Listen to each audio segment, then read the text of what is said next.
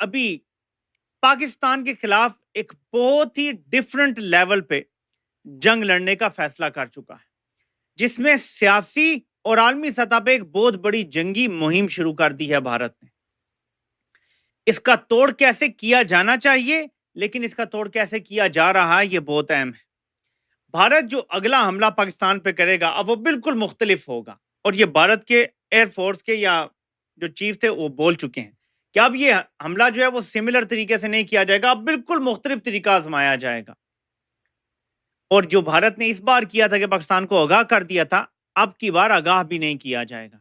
ऐसा नहीं होगा कि ख्वाजा आसिफ आके बता रहा होगा कि जी हमला तो इमिनेंट है, उन्होंने करना ही करना है।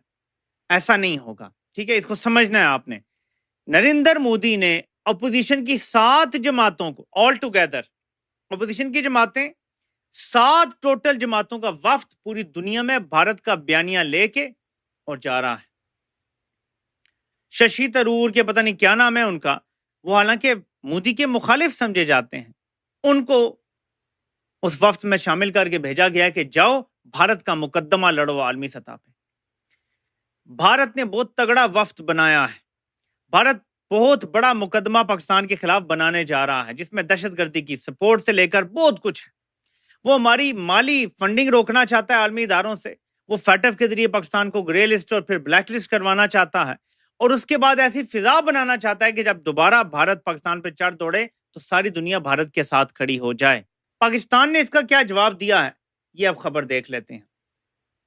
शहबाज शरीफ ने बिलावल जरदारी से राब्ता किया है, और बिलावल जरदारी हमारी तरफ से एक वफ्द को लीड करेंगे जो दुनिया के तमाम बड़े कैपिटल्स में जाएगा, जिसमें वॉशिंगटन, लंदन, ब्रसल्स, पेरिस शामिल है। इसमें इंटरनेशनल कम्युनिटी को ब्रीफ किया जाएगा भारत की जो अग्रेशन है उसके ऊपर। इस वफ्द में शामिल हैं जी खुर्रम दस्तगीर खान, हिना रब्बानी खर, जलील अब्बास जिलानी, मेरा ख्याल स्कैल्प यूज किए जो फ्रेंच टाइप के थे, जो एयर टू ग्राउंड थे, जिसमें उन्होंने 24 मुकामात को हिट किया आज़ाद कश्मीर में, पाकिस्तान में, बहावलपुर के अंदर, मुरीदके में। और वो सारे जो हैं जिन जिन बिल्डिंग्स पे उनको जाके लगना था, स्कैल्प एक्यूरेटली जाके उन्होंने हिट किया और हम कुछ भी नहीं रोक सके।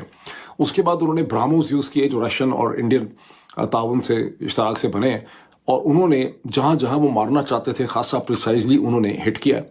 और पाकिस्तान ने किसी किस्म के सैटेलाइट इमेजेस नहीं दिखाए, जबकि हिंदुस्तान की आर्मी, एयरफोर्स वगैरह ने अपनी ब्रीफिंग्स में वो सैटेलाइट इमेजेस दिखाए हैं। बहरहाल New York times did not rely upon दो सैटेलाइट इमेजेस। उन्होंने अपने सैटेलाइट इमेजेस लेके अपनी स्टोरी में दिखाए हैं, और वो मैंने देखे हैं बहुत गौर से। और सैटेलाइट इमेज दिखाते हैं कि बुल्हारी जो है, जहाँ F-16 होते हैं, जो कराची से कहते हैं कि 100 किलोमीटर 100 मील दूर है, वहाँ पर उन्होंने जिस हैंगर को निशाना बनाया, उन्होंने पहले का इमेज दिखाया है, हमले से पहले का और हमले के बाद का, और वो हैंगर का एक हिस्सा जो है बिल्कुल तबाह हो गया है। इसी तरह से उन्होंने नूर खान एयरबेस के ऊपर जो हमले हुए हैं वहाँ पे भी दिखाया उन्होंने कि बिल्डिंग कैसे डैमेज हुई है। फिर उन्होंने जो रहीम यार खान में हमला है वो भी दिखाया। तो जहाँ जहाँ उन्होंने 3 या 4 इमेजेस उन्होंने दिखाए हैं जहाँ रनवेज जो हैं वो इंटरप्ट हो गई हैं, जबकि पाकिस्तान साइड से ना तो कोई दिखाए गए हैं सैटेलाइट इमेजेस। और फिर उन्होंने उधमपुर के एयरपोर्ट पर, जहाँ पाकिस्तान ने कहा कि हमने सब कुछ डिस्ट्रॉय कर दिया है, सारे नाकारा बना दिए हैं, ये हमारी स्टेटमेंट थी, मैं भी दोहराता रहा हूँ पाकिस्तान के पीछे पीछे, वो उन्होंने दिखाया कि उधम एयरपोर्ट के पहले के इमेज और बाद के इमेज हैं 12-13 मई के, और उधम एयरपोर्ट को किसी किस्म का कोई नुकसान उसके रनवे को नहीं पहुंचा। अब इसका क्या मतलब है?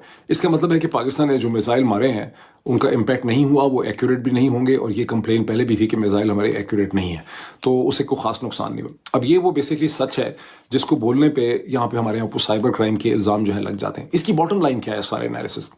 इसकी बॉटम लाइन ये है कि हमें अमेरिका ने ये सीज फायर करके दिलाया है, हिंदुस्तान को उन्होंने धमकी लगाई है, हमने धमकी उनको कन्वे कर दी। जब हमने नेशनल कमांड अथॉरिटी की मीटिंग बुलाई, हमने उनको कन्वे भी कर दिया होगा कि जनाब हम तो बड़े सख्त अंडर प्रेशर हैं, हम न्यूक्लियर हो जाएंगे, क्योंकि हम डिनाई कर रहे हैं, लेकिन नज़र यही आ रहा है। और दूसरा उनको ट्रेड की धमकी थी। और यही वजह है कि हिंदुस्तान के अंदर बहुत ज़्यादा तन बदन में गुस्सा पाया जाता है। उनको लगता ये है, और वो नरेंद्र मोदी पे गुस्सा निकल